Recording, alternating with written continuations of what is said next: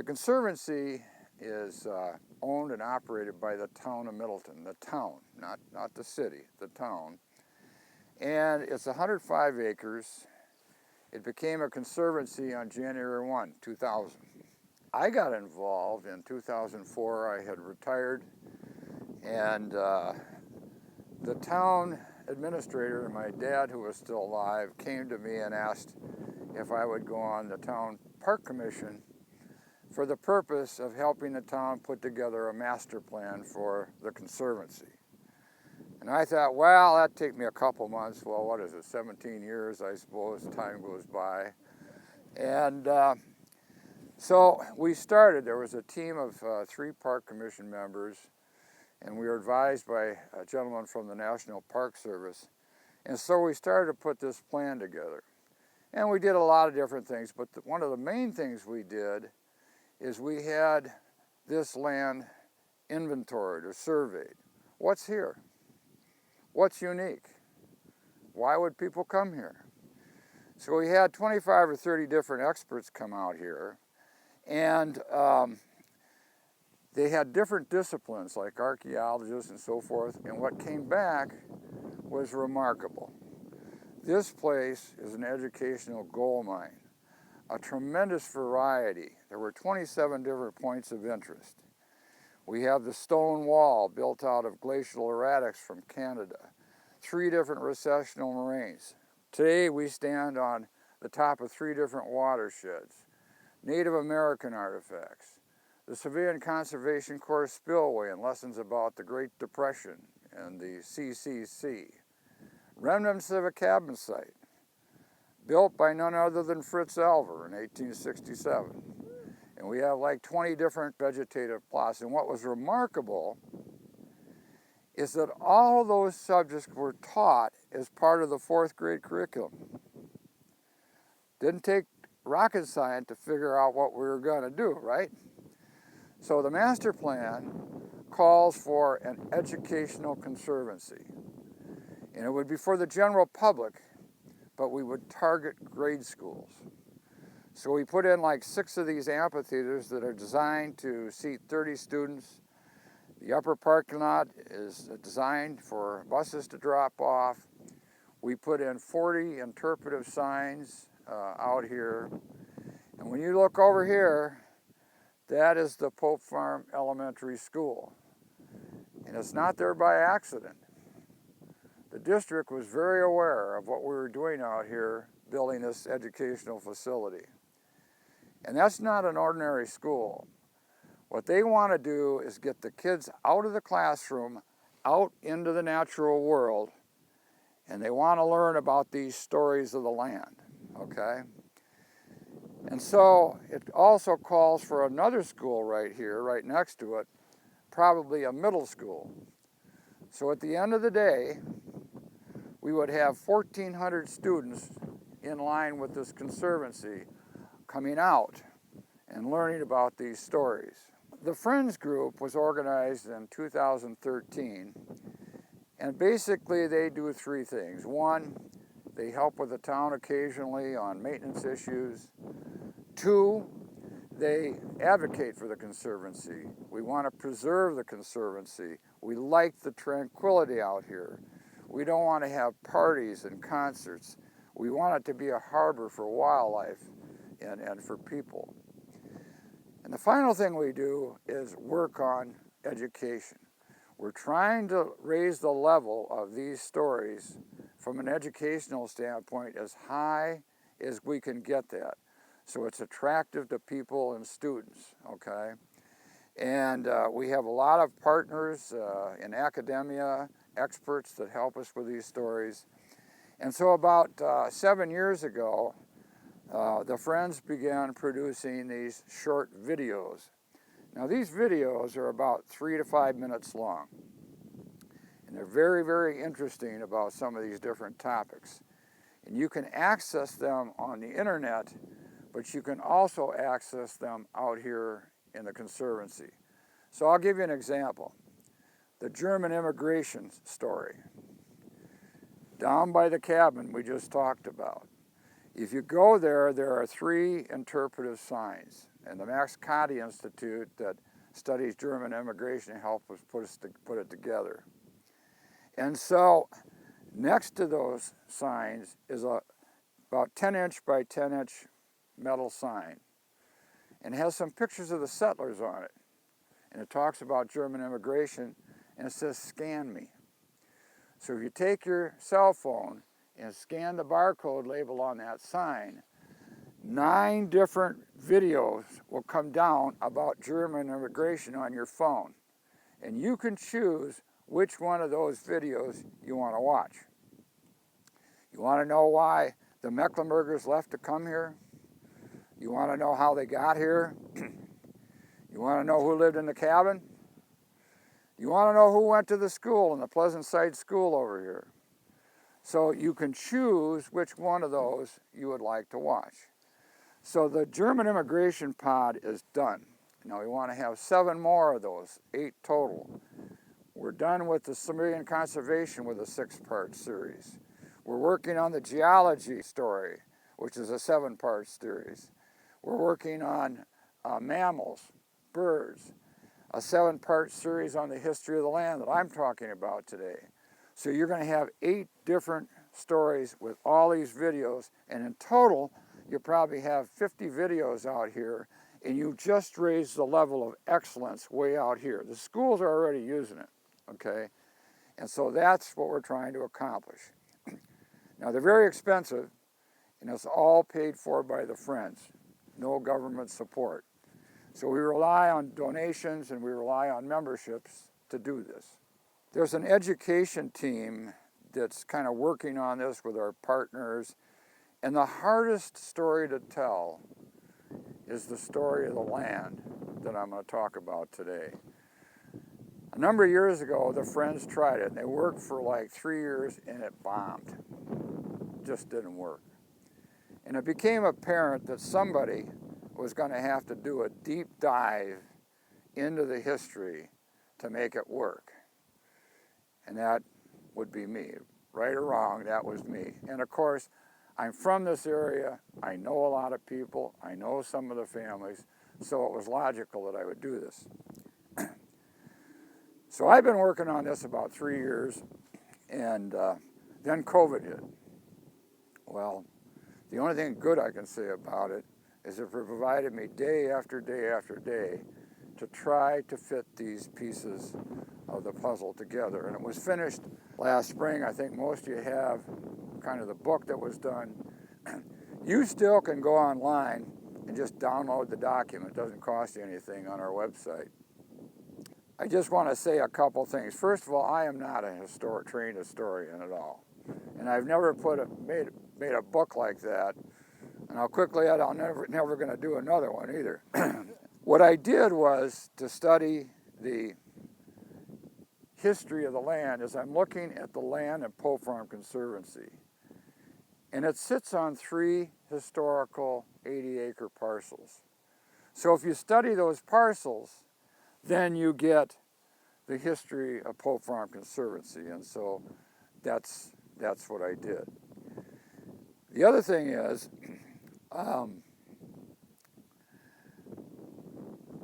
I found a lot of things that we know.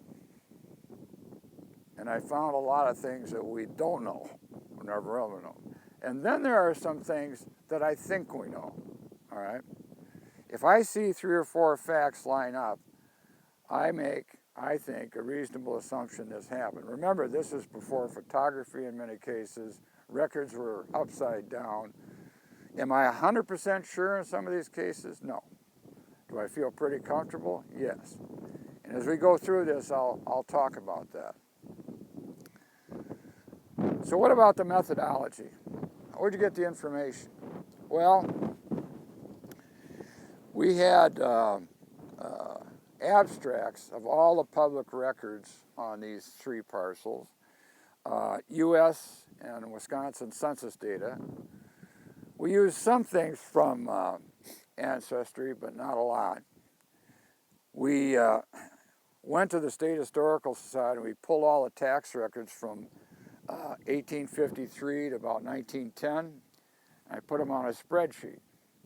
So if you had 2 farms where the taxes were stable, 1 farm where the taxes are going up, something's happened. They're making improvements, they're building something. The other was the egg census data from Dane County. And they did it in 1860, 1870, and 1880. Marvelous information. They would ask, how many acres? What's the value? How many improved versus unimproved acres? And you could see how long it's taking them to clear their land. How many oxen? How many horses? How many milk cows? How many pounds of butter? How many sheep? How many pounds of wool? How many chickens? How many dozen eggs? How many acres of corn? How many bushels? So from this, you could see this remarkably detailed picture of these various Mecklenburgers in these 3 key points in history. The other thing is families. I know you folks provided information, but families came forward. I had albums and pictures, and thankfully I have an understanding wife who kind of understood when I laid all this stuff out, and that really made a difference. Now, we also had local historians, people from the white church. In other words, this was a community effort. And that's really where a lot of the credit goes, is to all the people that helped with this. So, we'll talk about the history of the land. The history of the land is about the recorded history of the land. Native Americans are going to have their own program here. The first owner of the land was a woman by the name of Genevieve Grignon. It's a very interesting story. She's a Native American woman, and she was given 1 square mile of land by the U.S. government as part of the Third Treaty of Prairie du Chien in 1829.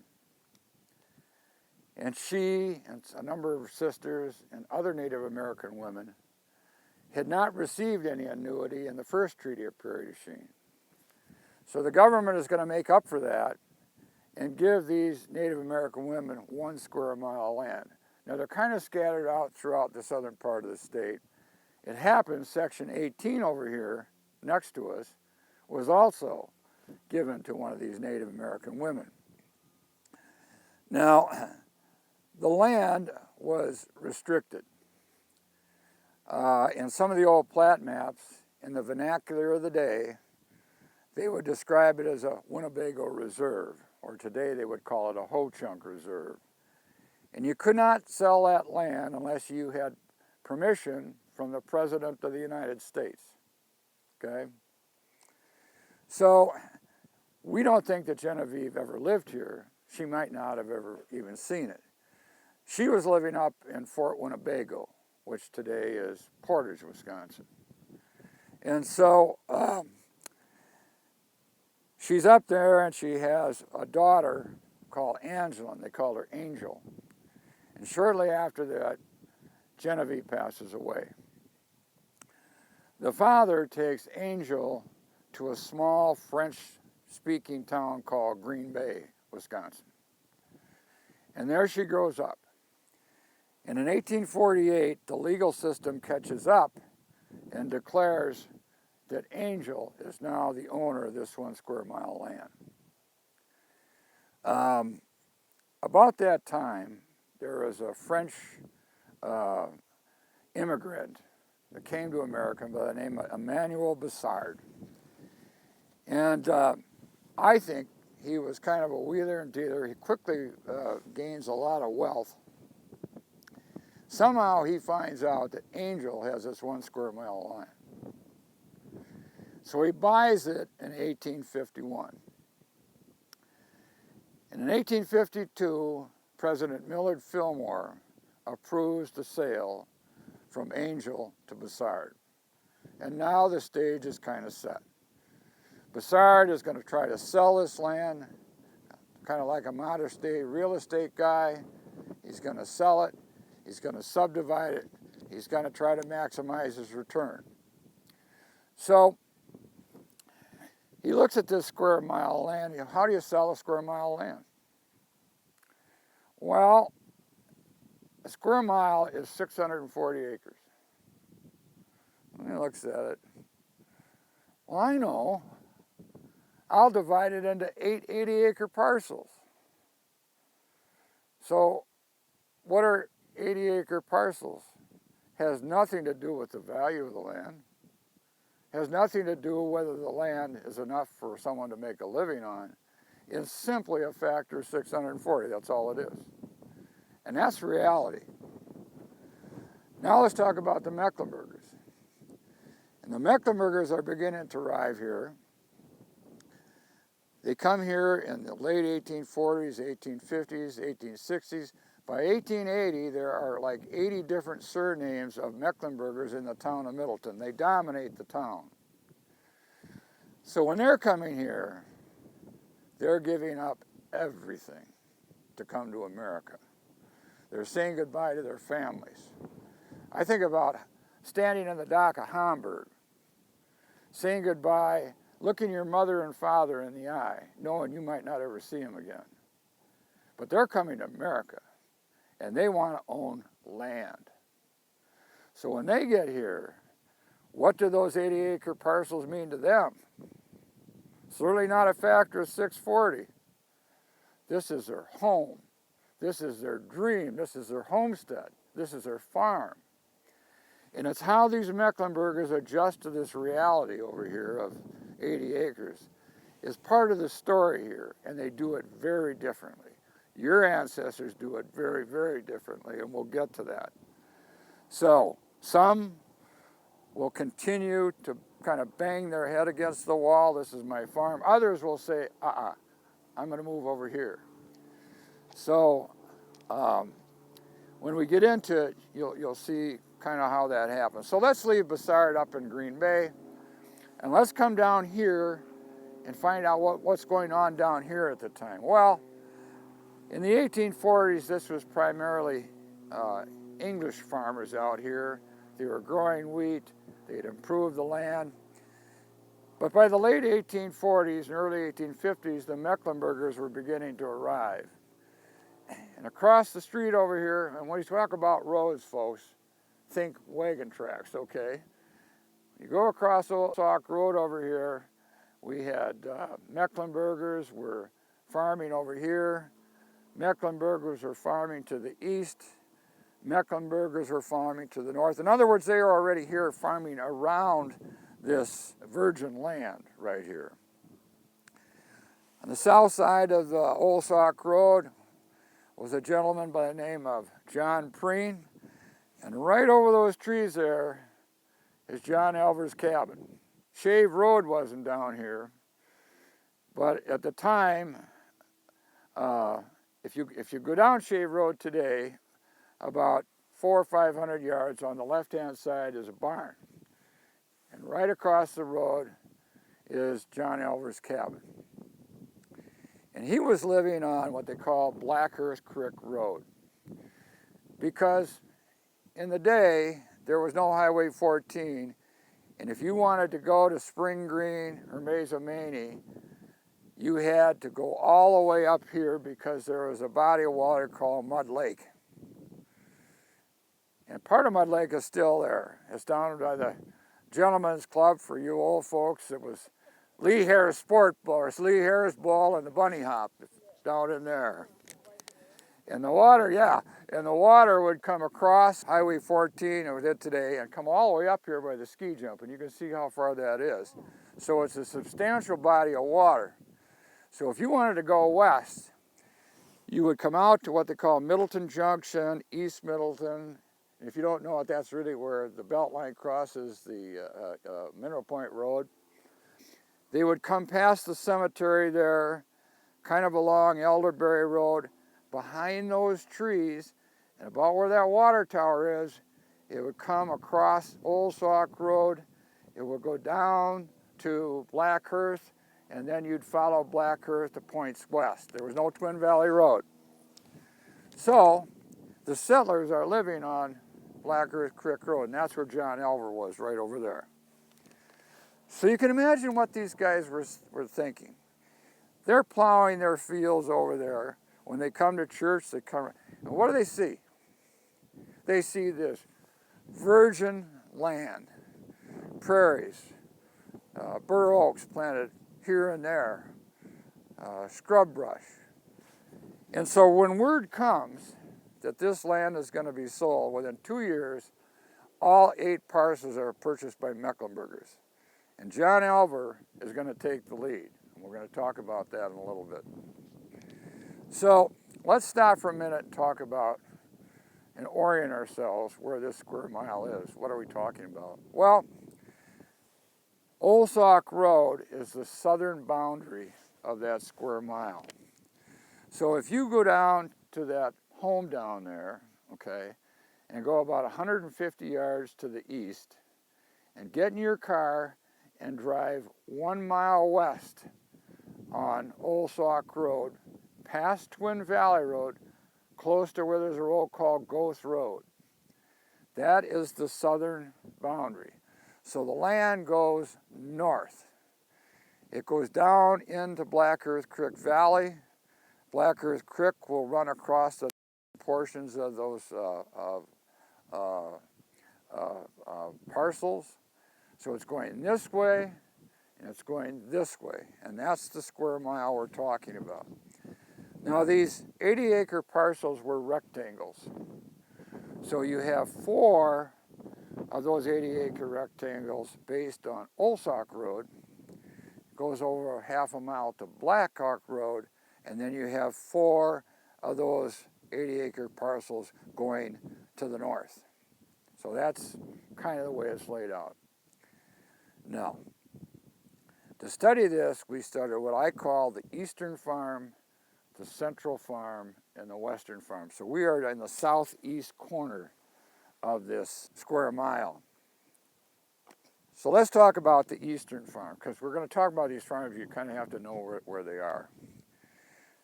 The Eastern Farm, if we go back to that point 150 yards further down Old Sauk Road, and if you get in your car and you drive to this stone fence is a boundary line between the Eastern Farm and the Central Farm.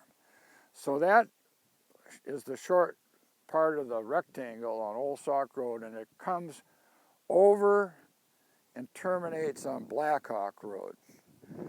Now if you look down below us, you'll see these houses down there, and at the end of their property line is the old east boundary line of the East Farm. So you can see how wide it is. It's from there up here to the stone wall. So what's on that property today? That private property over there, the school property, the lots along Black Hawk Road, the 2 parking lots here in the Conservancy, that prairie, this North Prairie, this picnic area. We're kind of standing on the edge of this Eastern Farm, and so that's the Eastern Farm. The Central Farm, let's go back in your car again, and we'll go from this stone fence to Pioneer Road. And that is the southern boundary of the Central Farm.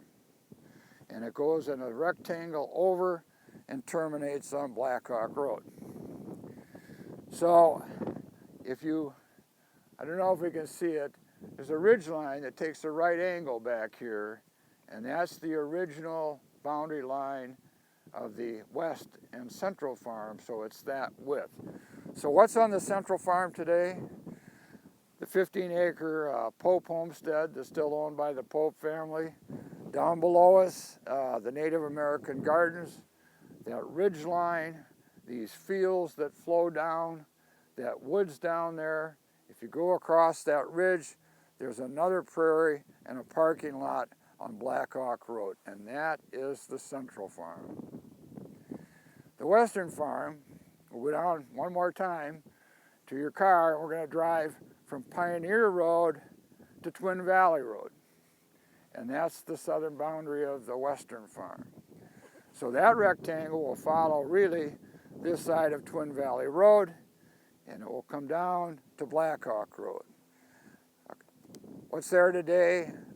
Buildings across from the town hall, a home, welding shop, K&M Concrete, big home being built on the corner, the white church over here on Twin Valley Road, the fields that come down and the woods that come down to Blackhawk Road. So we've got eastern, central, and western. So now we have some orientation. We need to talk about the land, and this is crucial to understand why they were making the decisions that they did. So I break down the land in three different kinds of land types. The first is untillable land. You can't plant anything. A lot of these woods here have these really steep ravines. You just can't plant it. That's that simple. The second are these hills. And we need to talk about that because these are no ordinary hills. These are glacial formed recessional moraines. So when the glacier comes down here, all these rocks here are from Canada. When this glacier comes down here, it comes for 1,000 miles. And it stops right over here. And if you look off in the distance, you see a tree line. And if you look further, you see behind it a ridge, way, way over there in the distance. And that is the terminal moraine. That's where the glacier stops after 1,000 miles. But just because it stops, the rocks and all the debris continue forward like a conveyor belt. So we are in the heart of the glacial debris. So when the earth warms and the glacier begins to retreat, it retreats on an average of about 1,000 feet a year. But it will stop for hundreds of years and keep piling stone and mud, stone and mud, stone and mud. And then it begins to retreat. And what's left are these recessional moraines, you guessed it, of stone and mud. So, what would happen when these settlers got here? Well, this glacial debris is all over everywhere. And so to clear this land, here's what they had to do. They took off the trees, tried to get the brush down, and then they would go around and they'd build these little piles of stones all over. And then they'd go down to the shed and get their oxen, and they'd have a stone boat. Now, a stone boat is simply two logs with some planks over it, so that when they pull up to this little pile, you roll the logs on so you aren't lifting them. Okay, that's the object. And then those oxen would bring those stones over to this stone wall, and then they'd hand build it. Some of it's almost like masonry work, these guys. And here they would be bringing the stones from both sides, because it's a boundary, okay? Well, they would do this day after day, year after year. And this probably took 20 years for them to clear these hills. Tremendous amount of work. Now, when you go down and follow this fence line up, and you look carefully, you'll notice the fence gets taller the higher you go up the hill. Why is that? Well, there's more rocks on top of the hill. So the difficulty factor is going to get harder and harder and harder as you come up the hill. Now, a lot of people don't know this, but when this first was a conservancy, the actual original stone fence starts at that opening and it goes down to the other opening. Up here, these rocks that you see here extended all the way over here, probably 30 feet. Nothing but stone. So we took all the excess stone and we started in the opening in the bottom and we put it out toward Old Sauk Road as a decoration. What I'm trying to tell you is the amount of stones are on top of this hill, okay? And this becomes really important. And we'll see why just a little bit later. More and more difficult as you come up the hill. The third type of land are the lowlands. And this is important. Here on the top of this hill today, we have about 10 inches of topsoil. And where the silt goes down to these lowlands, we have anywhere from 6 feet and sometimes 7 feet of topsoil. Tremendous difference. Well, not only is it good soil, but it covers the stones. And that's going to play a role when the settlers get here. It's going to look pretty good to them, isn't it? They don't have to move the stones. And so when the settlers get here, they're going to start in the spring, and they have a lot to do by the time the first snow flies. There's no finding an extension either. It has to be done. Now I'll quickly add that the Mecklenburgers really helped one another. And even if you weren't related, you would take people into your little cabin and help them because they were neighbors. It didn't matter where they came from, they were your neighbors and you were going to help them. But when they started, they had a lot of work to do in a very short period of time. So they're going to start working in these lowlands. They're after low-hanging fruit. They're not going to be up here moving rocks. They don't have time, okay? So when they start, they have a lot to do. They had to build a rough temporary shelter, log cabin. They had to get a stove. They had to get firewood for the winter. They had to plant in these lowlands tons of food for themselves and for their animals. And they'd be using oxen. Now, oxen have about twice the strength of a horse. And this is prairie sod that's existed for thousands of years. Some of these prairie plants go down 15 feet.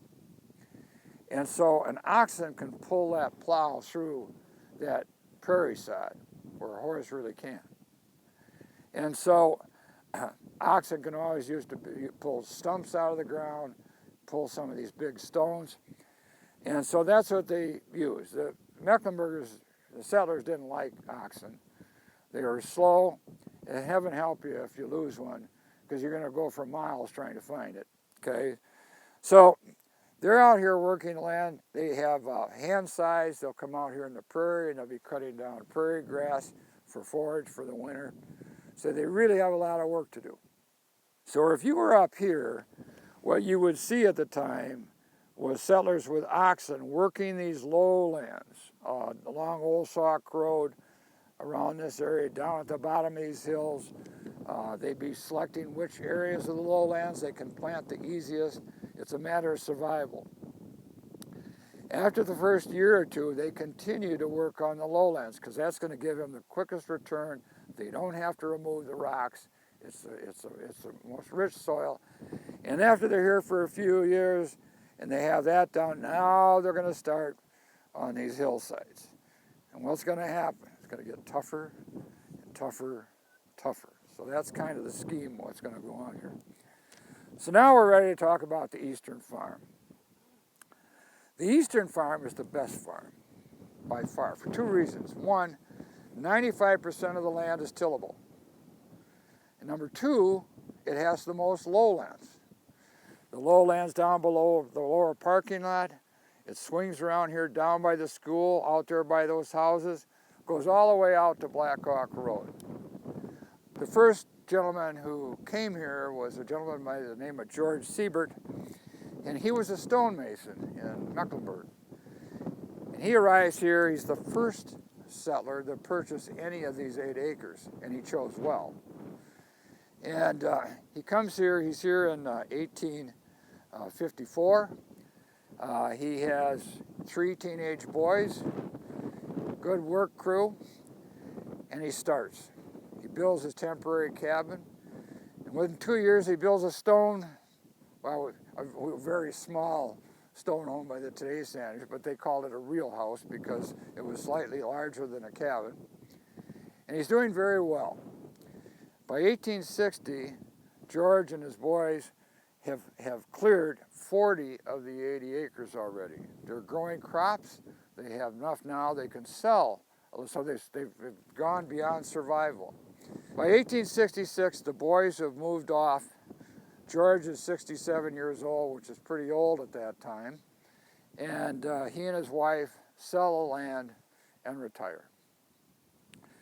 The next gentleman is a man by the name of the Reverend Carl Schenck, who was really quite famous. And he's going to become the first pastor of the white church down here. And so he purchases this 80 acres. He does well. In 1870, he buys some land along Old Sauk Road, so he has about 120 acres. And he's growing crops. And it makes sense because he's a pastor. He has pastoral duties. And crops take less time than livestock. And so he's growing crops. He's doing very well. And in 1879, they interview him about his farm. And he talks about it, and I quote, "It has a commanding view of the lake and the capital." Where is he talking about? Right here. 140 years ago. This is where he's talking about, okay? He passes away, and his son, Charles T. Schwerin, takes over the farm, very experienced. Now, he's going to switch from crops to livestock. So you can see in the tax records, he's building buildings, he's building a barn. In 1903, he builds a beautiful home, which will become the Schwerin homestead.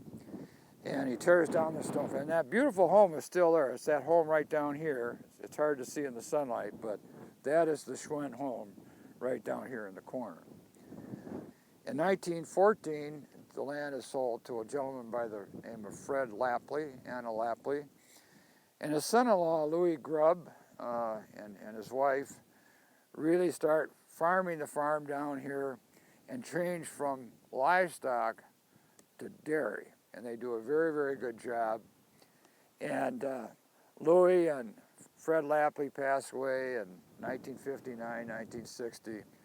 In 1965, the land is sold to Art and Vivian Pope, who is my mother and father. And this was the third of 3 farms that they would purchase. Now, when I talk about them purchasing a farm, I ask you to get out of the 2021 look at land values, because they didn't have that much money. They were living on a professor's salary, but land was cheap, okay? Not like today. The biggest inhibiting factor was, why would you live way out in the middle of nowhere? Because this was all agriculture. That was the inhibiting factor for my mother. Why would you do that? But they bought this third farm for 2 reasons. One, he's increasing his livestock herd. We needed more land. And number 2, he knew what the view was up here, and he didn't want anybody messing with it. He wanted it to remain natural. So, this was really a sheep pasture. And what's interesting here, just as an aside, when the town started cutting this land back here, this is what appeared. This has never been seeded. This is part of the original sheep pasture right here where we sit. So they sell the land in 1999 to the town. And it's kind of interesting because when the family sold, they sold 145 acres to the town. And part of the agreement was they could sell 39.5 acres down here in the lowlands, and the objective is that sale would offset the entire purchase so that the town would end up with a conservancy at no cost. That's the goal. So what happened was they sold this to the school district 5 or 6 years later, and not only did they cover their entire cost and have the conservancy free, they had a $1.6 million windfall on top of that. So for the town, this is a wonderful deal. For the family, it was too, because we were not there to maximize dollars. We were concerned about preserving the land. And so it was one of those things that worked out for everybody. So let's just summarize the Eastern Farm. Stable. Siebert retires. Schenck and Schwerin, 50 years. Lapley, Grubb, Mahoney, 50 years. Stable. Good farm. Now let's talk about the Central Farm. Things are going to change. The Central Farm has 80 acres, but only 60 acres are tillable. And then you've got 3 recessional moraines here in this Central Farm. You have very little lowlands over here.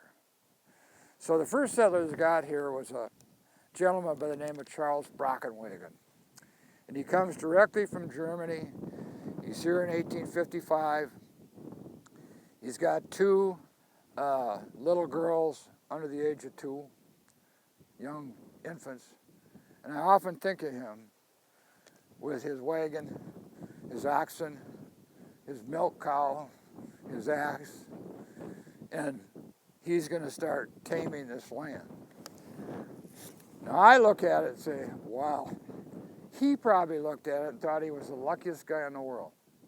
He was in America. He was going to own land. So he starts in, and at the 1860, he has cleared 32 acres, pretty good. But what's interesting about that, if you kind of look under the hood here, that means that the lowlands have already been cleared, and now he's starting to work up the hill, and it's getting tougher and tougher for him. By 1860, he has 3 little girls under the age of 7. He had a son that was born that died of whooping cough, and so finally he says, that's it. I'm out of here. And he moves down to Greene County, he buys improved land. What does that tell you? Next person, John Preen. John Preen is a blacksmith over in Middleton Junction, East Middleton. He's there for 4 years. He doesn't clear the land. He moves to Middleton. John Wittenberg, very prominent farmer out here, has a couple farms. His headquarters is where the Jefferson is today. And he's out here, and then his son Charles takes it over in 1869. Charles gets married. They spend some money on the cabin. And so Charles is up here in the real thick of it now, coming up this hill and doing these rocks. And in 1877, Charles now has 4 kids under the age of 8 years old. He's in the midst of doing these rocks on these hillsides. I'm out of here. I'm going to go to Shiloh, Nebraska. He purchases 80 acres, and 70 acres are already improved. Starting to see a pattern here? Okay. Well, then it's turned over to the father, who owns several farms, and it becomes part of a bigger farm, and it's fine. Everything's worked well. In 1908, a gentleman by the name of Charles Brum comes out here, and he was an experienced farmer. And he's going to do something a little different. And I think what he does, I don't know this, but I think he was watching what one Fritz Elver did years before, and he's kind of mimic what Fritz Elver did. He buys the 80 acres. He buys 35 acres on the other side of Old Sauk Road, real good land for crops. And then he goes down across the road down here, across Black Hawk, and buys what I call the Black Hawk complex. He buys it from the Elver estate, but the point is it goes down to the Black Earth Creek. It's perfect. You have water. They can graze these side hills that are untillable. He's got good land for crops across the road, 175 acres. Very similar to what we're going to see later with Fritz Elver, okay? So he builds those buildings right over there, all those white buildings. That's a Pope homestead. He builds the barn, he builds the shed, he builds the home in 1911 and 1912. He's in the livestock business, he's doing well. He gives 2 of his boys the farm in 1933, and they began to change it to dairy. Everybody went to dairy in the mid-30s. It's ultimately owned by Elmer Brum in the mid-1950s. He sells the 60-acre Black Hawk Park parcel to the Black Hawk Ski Club, where it remains today. In 1959, he passes away, and it's purchased by Art and Vivian Pope. And that would become the Pope homestead now. That's where it was the headquarters for cattle. We move in 1961 and continue. We have Herefords, still have the horns, sheep, purebreds, flock, horses. I had a Palomino. I had, black hat and a black saddle, Palomino, and my my FFA jacket, I was just in heaven at 17 years old. It was wonderful out here.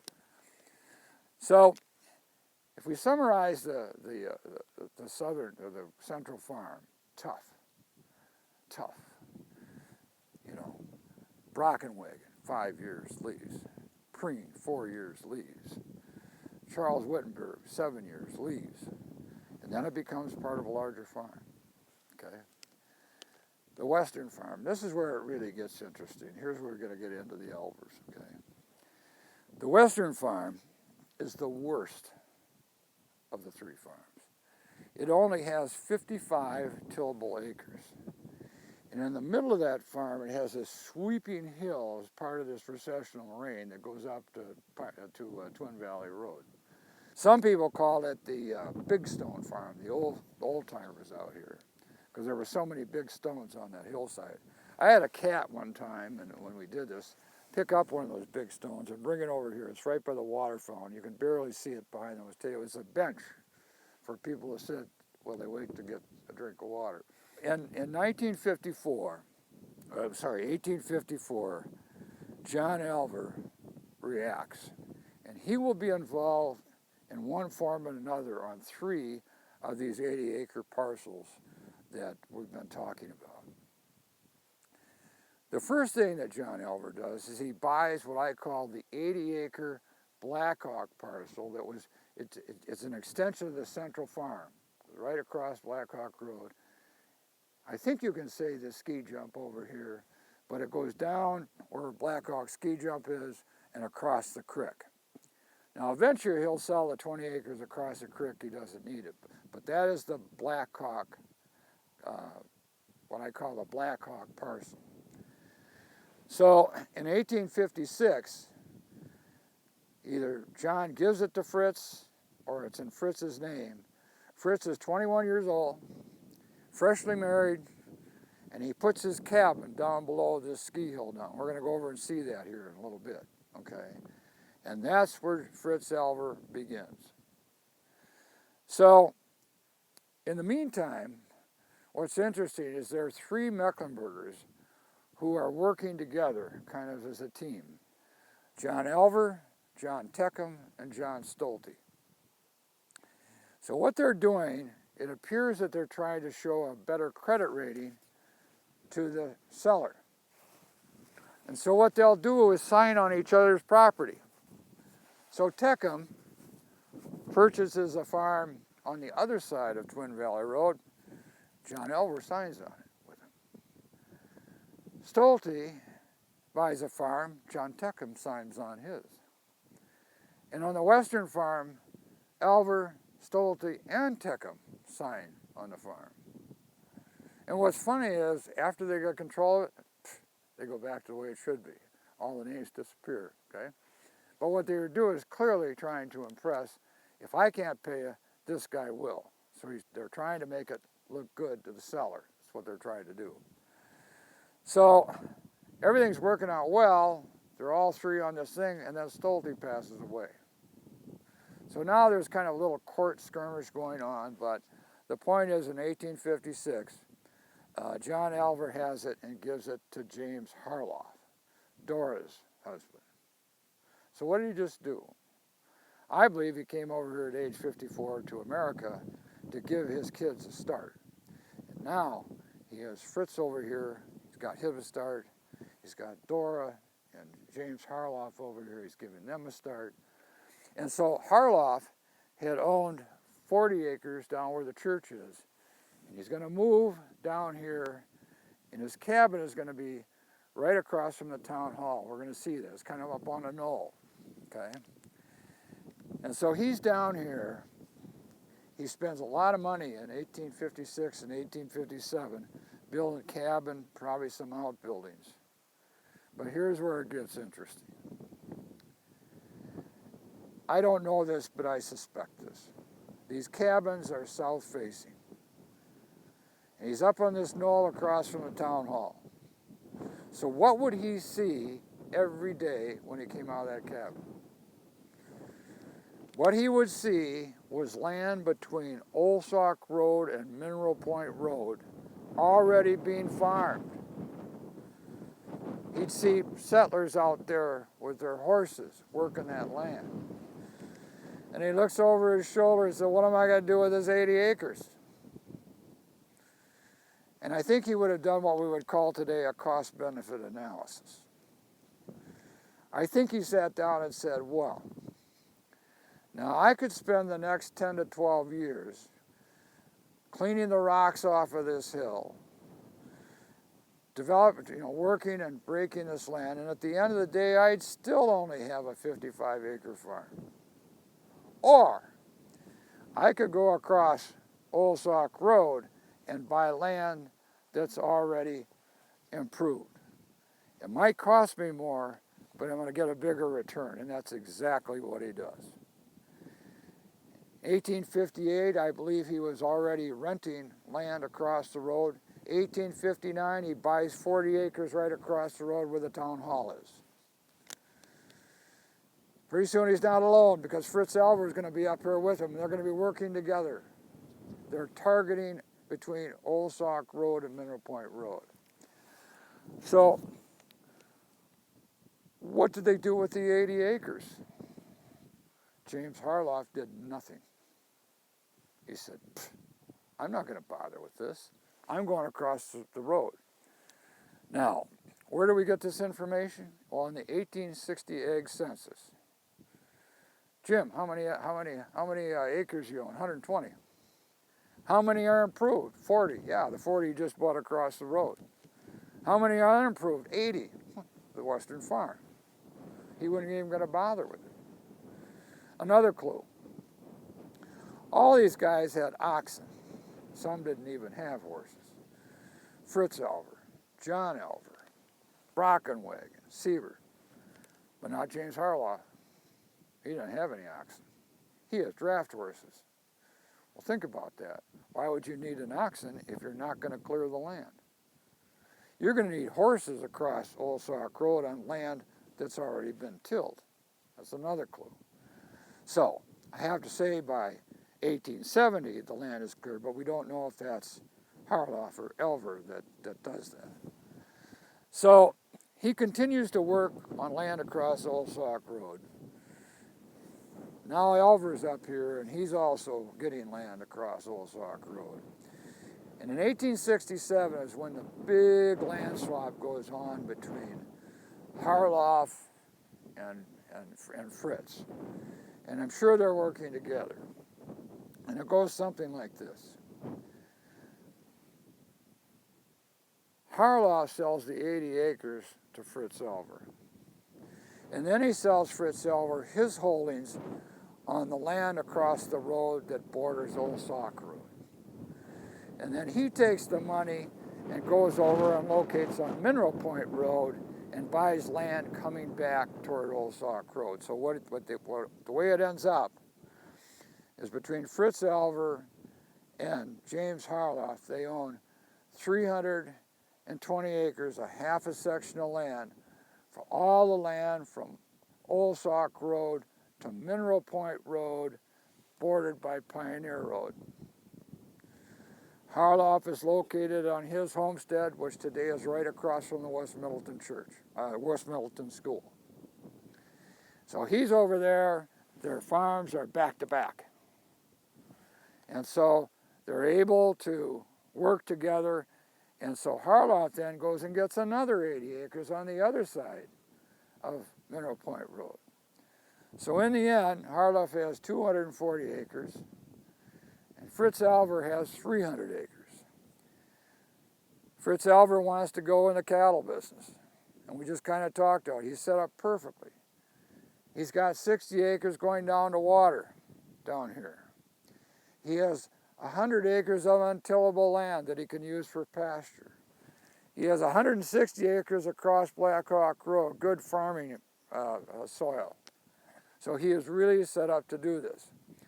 We'll go back and visit him in the valley. When he's in the valley, that 80-acre parcel is just terrible. It only has 35 acres of improvable land because it's marsh, and the ski slope was on it. So by 1860, he's already approved that, handled that acres, and he's improved that 35 acres. So he wants out of that valley. He wants to get up across Old Sauk Road. So in 1860, he buys 40 acres across Old Sauk Road, which will eventually become his homestead, and we'll see that today. By 1861, he's paying taxes on another 80 acres up here across Old Sauk Road. And I believe that in 1861, he moved and built a cabin on that 40 acres, and that's where he resided until he built the big barn and the big homestead in 1868. I believe he was there for 7. The action is up here. It's not down there. He's done everything he can do down in the valley. He wants to get up on higher ground. In 1868, he builds a big home, huge barn. We'll see it. It's huge. But in 1867, Fritz had a problem. So he now owns 300 acres of land. And he wants to go in the livestock business. And his oldest child is 8 years old. He needs help, and he needs it bad. So one of the things he does is he builds a couple cabins for people to work for him. And one of them is in the Conservancy. He built it in 1867, and a gentleman by the name of Joachim Goth came directly from Mecklenburg with his wife, his mother, young child, and moved into this 15-foot by 15-foot cabin and had 9 more kids. Now, they all weren't in there at the same time, but you get the general idea. And he works for Fritz Alver. The cabin was there from 1867 to 1880. And we have a marvelous story. Joachim's brother Carl is further down the road here on Old Sauk Road. Maybe you've heard of Goth Conservancy. And basically, their community, we have interpretations of the letters. They were written originally in script German. So we have this story about Joachim and pictures. There was a woman by the name of May Goth Hartwig who lived in the town. She's 104 now. And she and I are pretty good friends. And we did it there because her grandmother lived in that cabin. And so she's given fascinating information. She had records of communication with the settlers, very rare. And that's all in the book. I don't know if you had a chance to read it. Anyway, he's working for Fritz Alver, and I also believe that there were a couple other cabins that Fritz Alver had, outlying cabins for labor. So Fritz is looking at this. He's trying to generate revenue. He hasn't built up his cattle herd yet. So he's using the crops and selling them, like wheat. And as he builds up his cattle herd, he begins to change the crops to corn and hay to feed the cattle. And you can see that happening. And by 1880, that was an incredible farm. He had vineyards, orchards. He did experiments with trees. He and John loved beekeeping. They produced 700 some pounds of honey. They had like 10, 12 pounds of bee wax. Fritz would show his beekeeping capabilities at the precursor of the state fair and win a lot of different prizes. They were very diversified in swine and sheep and beef cattle and milk. It was just an incredible operation. And he also was an assemblyman in the state. He was the chair of the town chair. He was the superintendent of Pleasant Sight School District for a while. So the guy was really pretty gregarious. May Hartwig says that her grandfather called him Herr Elver in a very affectionate way. So he was bigger than life. And he passed away in 1889. And then it goes into the Elver estate for like 16 or 17 years, a long time. But you know, there were a lot of siblings, you know. And so he had to go around and get a lot of signatures. But there were 2 guys living in the Elver homestead, a guy by the name of William Lubke and Albert Lubke. Now, Albert puts himself down as head of household William puts himself down as head of household, and Albert is like labor, the younger brother. And I believe that William Lupke was a pretty smart guy. And they have a special connection to the Alver family because they have a sister, Mary, who recently married George Alver. So this would be George Alver's brother-in-law's now working over there running the Alver farm. And finally, in 1906 or so, William got all these signatures from all these siblings. I don't know how he did it. But then he bought it himself and immediately spun it off.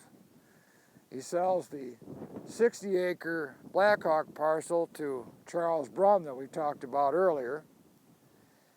And then he sells the 80-acre to his brother Albert. He sells the rest of it, and he's kind of out of the picture. So now Albert owns the land. Now we're back to the 80 acres, and he struggles. And he has a lot of different financial dealings, and finally in 1937 he loses the farm in the Depression, like so many other people did. 1940, George Clayton Cole and his wife purchases the property. The war breaks out. He goes to war, comes back, but cannot make that farm work. No way. And it happened that the university came out and told George, well, we'll do a study for you. And here's kind of what the study said. You need more land to produce more grain, to have more cows, to produce more milk, to make more money. George sells the land and goes out to Riley. Oliver Holmes, 1950, same thing, couldn't make it work. And so he goes to a neighbor to try to buy land. Neighbor says, I'm sorry. Oliver sells the next month, sells all of his equipment. A month after that, he sells the farm to Art and Betty Pope, and that's the first farm. My mother and father debated a long time whether to come out here, but they came out here primarily for two reasons. One, they wanted their kids to have an experience, a rural experience, and thought that was a good thing. But number two, my dad wanted to bring his sheep flock out here. I know that sounds a little bit strange, but let me explain. When he was a little boy, he grew up in southern Michigan in a real hard scrabble little farm during the Depression.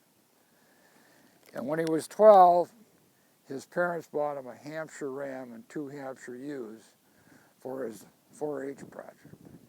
And he fell in love with working with livestock and working with these sheep. And he built up his little flock, and he heads to Michigan State, and on the way out the door he says, Dad, I'll be back to get those sheep later. He goes to Michigan State, then he comes over here to Wisconsin. He gets his PhD in biochemistry and animal nutrition. He's on the staff of the university, and his specialty is sheep. And so, every vacation we had, we'd be over in southern Michigan, shearing those sheep, drenching those sheep, working with the hay. So he wants to bring that flock over here. And so, by purchasing the western and the central farm, he brings the flock over.